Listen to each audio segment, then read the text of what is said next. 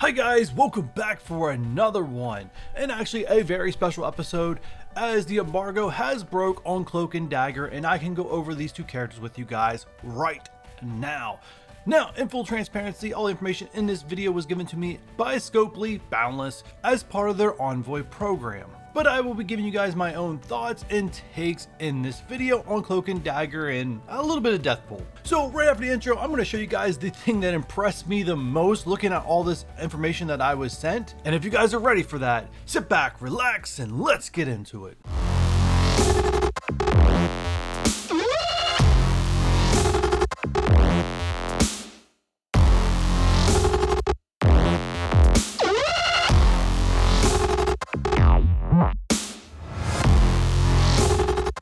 Alright guys, you can see here in this footage, he's getting ready to go into the boss node of Mystic that's on the left hand side of Doom Raids. Now I'm assuming this is the basic difficulty. You guys can see there might be some visual changes at patch day. As you guys can see here, they do have the teal border, so I'm assuming that this is probably just a visual change with the new patch and not an actual physical change with the character stats.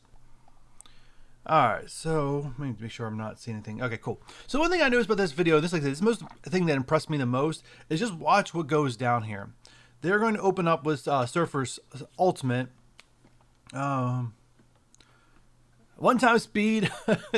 they do turn it up to 2-time speed here in a little bit. So we open up with Surfer's ultimate, ability blocking Doom, which is pretty much a standard move.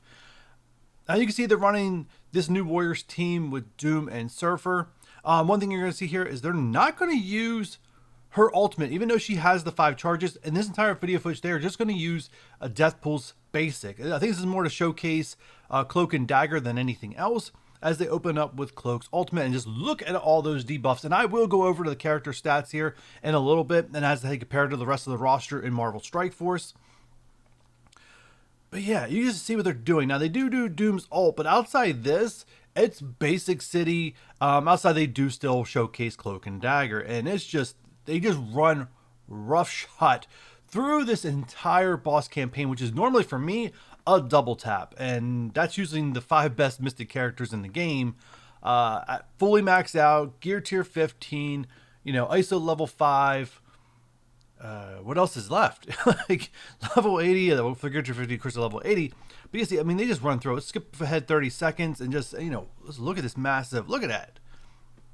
You can definitely tell by the damage numbers. This looks like this is like the base level of Doom difficulty, but definitely looking like you can just kind of like how what I do with skill lanes right now with Secret Avengers. It looks like you just put this team in there, flip it on auto, and you're done. That's really what it looks like to me. It's the same thing that I experience in skill currently with the Doom raids.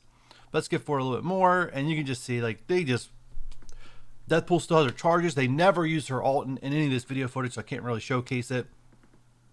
But I mean, they just run right through it, no problems, easy peasy, at 2-time speed with plenty of time left on the clock. So with that said, let's jump into Cloak and Dagger's kits and stats. All right, we're going to continue here with Cloak. As you can see, Cloak has the tags Hero, City, Mystic, Controller, along with the new Warrior team. Now, Cloak's unique is Miasmas, along with Deathpool. Deathpool is Miasmas also, so you're going to need to start farming a lot of Miasmas if you really want to run this team. We don't know how Cloak and Dagger are being released this time, but we do know Deathpool is going to be very free-to-play friendly. And most likely, since it's a 4-character patch, we're probably looking at about 2 characters getting the Blitz release. Alright, and then we get into his kit, his passive here. At the end of the character's turn, 50% chance to steal, 5% health from the most injured enemy, and all adjacent enemies reduced to self. If Dagger is an ally, always steal 5% health from the most injured enemy, and all adjacent reduced to self and all allies. So, Cloak and Dagger, basically in these guys' kits, and I'm not going to pause this because it'll just take forever. I'm not going to read it. So, obviously, if you guys want to read this and I'm not covering it, please pause the video, read it, you know, and just take a read. I don't want to spend all day here, and each one of these footages are over 2 minutes long, and I don't want to spend 2 minutes per.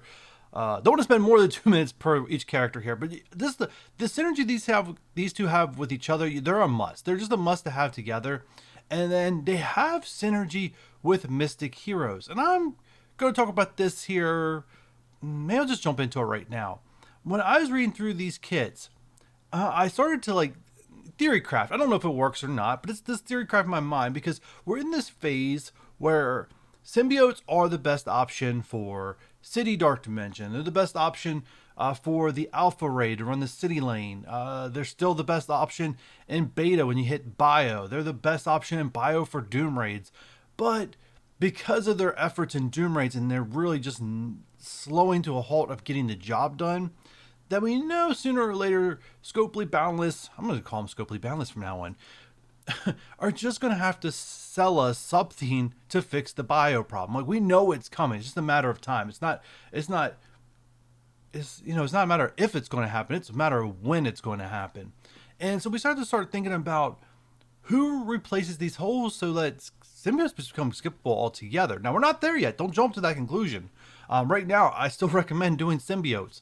But I'm just saying, I think this is the first piece of the puzzle. And I'm going to get into at the very end my thoughts about Cloak and Dagger and where they can fit into the game. Just more than Doom Raid characters. But I want you guys to think about this. If you guys are reading this kit as it goes, I mean, there are some possibilities here. So we're looking at here the basic. We're getting ready to go over to Cloak. They're all going to get in the stats. I'm going to talk about Cloak's stats here. I'm going to wait till he flips it over and see if I can get it done before they run it through. But yeah, I can't wait to see what Dagger's assist mechanic is, if it's more than just damage. I don't have access to that data, so we'll have to wait on msf.gg to update. But anyways, we're here. So Cloak, his stats are good. They're just not as impressive as Dagger's, to be honest. His health is 31st in the game. His damage is 81st in the game. So his damage stats not very good, but he is a controller. He does apply a lot of debuffs. Armor is 17th. His focus is 4th in the game. He's going to land those debuffs, and he does a lot of them. Resistance is 12th in the game. So they have a shot to really, peel off a lot of attacks. And his speed is tied for 21st. So pretty impressive. Let's jump over to Dagger. All right, and now we're on to Dagger. Hero, City, Mystic support. New Warrior is pretty much the same tag as Cloak, just a support instead of a controller.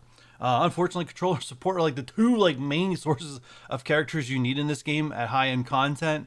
So they both get those tags. So I guess that means they're pretty important. Woo! Can't talk today, guys. It is early in the morning. And I'm battling a headache and body aches. Nope, don't read into that too much. Anyways. So the passive, once again, on spawn, apply generation for self. So if Mystic Hero allies are on the team and they're taking damage, you know what? That on spawn, they're going to get, all that regeneration to help them get some life back if they're not full going in the next node. I want to say campaign, but I knew that wasn't right. But yeah, I mean, just looking at all these stats, they even gain extra resistance, cloak resistance. I mean, these are just going to be all peel debuffs like crazy. And Mystic Hero allies gain resistance. And I'm going to get, like I said, I'm going to get into my thoughts and theory crafting here at the end. I don't know if it's accurate. I'm just going to spitball, and hopefully someone out there with the resources can actually test what I'm saying and maybe give me some feedback at some point. So it looks like we're on to our ultimate. You guys saw a lot of that in that first footage I showed you earlier in the video of Cloak and Dagger's ultimates. You could just see the amount of debuffs they applied, how much it just crippled the other team. Do I think, let me just jump to this. Do I think they're going to be arena viable characters? I don't think so, because the arena meta is Infinity Watch, and I just don't see this working against Infinity Watch like it does in the raids. But that's just my takes, and I'm pretty sure that I'm pretty accurate on that. All right, so let's go on. Let's flip to the special here. Come on, get the special going. Any day now. All right, so here's more, and once again, guys, you're just seeing this a lot of Mystic Heroes, and I was looking over this kit, like, it really had me thinking, and I'm not gonna lie, the two characters that came to mind when I really just kept reading this was White Tiger and Moon Knight, and they both have city tags, and they're both Hero Mystic, and I'm thinking this could be a shift away from symbiotes. Not saying you guys should all do that right now. I'm just saying it could be. And to its theory craft, please don't do that. Do symbiotes. And we're going to the basic. Once again, basic, we don't know what Cloak's assist ability is. Does it add something? Is it just straight up damage? Once again, we won't know until after the patch is going live and msf.gg has updated with the new characters. But that's that. We're going to flip over here to the Dagger stats. All right, and Dagger's a little bit more on the impressive side. Her health pool is 8th in the game, pretty large health pool. Her damage is 7th. Good amount of damage. Armor is 92, which is not totally bad when people don't have a lack of armor and high health. It just means piercing is not going to hurt them as much as it would someone with a high armor, low health. Focus is 17th, resistance is 9th, and her speed ranks 54, well, tied for 54th in the game. So not bad. Everything except for her armor is way up there in the top half of all the characters in the game. So my final thoughts and opinions on these guys. Obviously, they are a must-have for future raid content that we are aware of in this game. Nothing in this game is 100% future-proof, just want to make that 100% clear. But for what we know is coming in the near future of this game, they are the solution to the Mystic raid lanes for you to have an easier time, and it's going to be less grindy for you, and you may even be able to flip it on auto. Not sure if that's true for Doom 2, but at least for the base difficulty 2, I'm pretty sure that's going to be true because it's true for Secret Avengers. So outside Doom raid, what else do I see? Let's start with the Alpha raid. I do see all three of these characters being Alpha raid viable. Cloak and Dagger obviously on their own on City. I don't know if you pair them with symbiotes or you go White Tiger, Moon Knight, and Night Nurse because their synergy with Moon Knight and White Tiger. I mean, just the damage stats that they can give to White Tiger and the offense up. White Tiger is a juggernaut damage dealer in this game. And she's not quite farmable yet, but her and Moon Knight are close to becoming farmable. So could that be like the sign of the first shift away from symbiotes in this game? Possibly. I don't know. I don't know the future past these characters. Now, Deathpool in her own right is going to be able to run it in the Cosmic lane. If you compare her with Mystic heroes like Surfer, you're not going to have a bad time. And having Kestrel along for the ride, it's going to make it pretty easy. Then let's talk about the Beta raid. Obviously, having all three of these Mystic characters for the Mystic section of those nodes you have to do.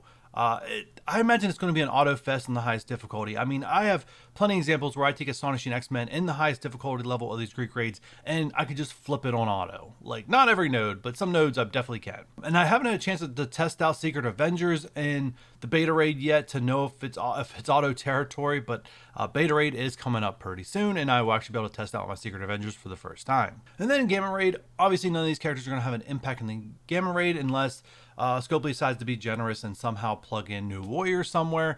I doubt it. Don't hold your breath for this one because they know to make the content really easy. Now let's flip over for Dark Dimension thoughts. Let me start with Deathpool. Deathpool, to me, I feel is an obvious character to plug into Dark Dimension, especially since Hela has shown her value going really down. She takes miasmas also, and she's a little bit more on the squishy side. And the Greg distraction, I personally am not finding a benefit in it anymore because if the enemy does get to Hela, she doesn't stand upright for very long. And that's at 6 red stars. So I think Deathpool plugging in here is a great option if you want to take your miasmas that you normally would invest into Hela and invest them into Deathpool. And then Cloak and Dagger as city characters. Now, reading their kit, I don't want to say invest in them and skip symbiotes at this point, because obviously we're over 6 months out until these characters are farmable. We don't know where their farming locations will be.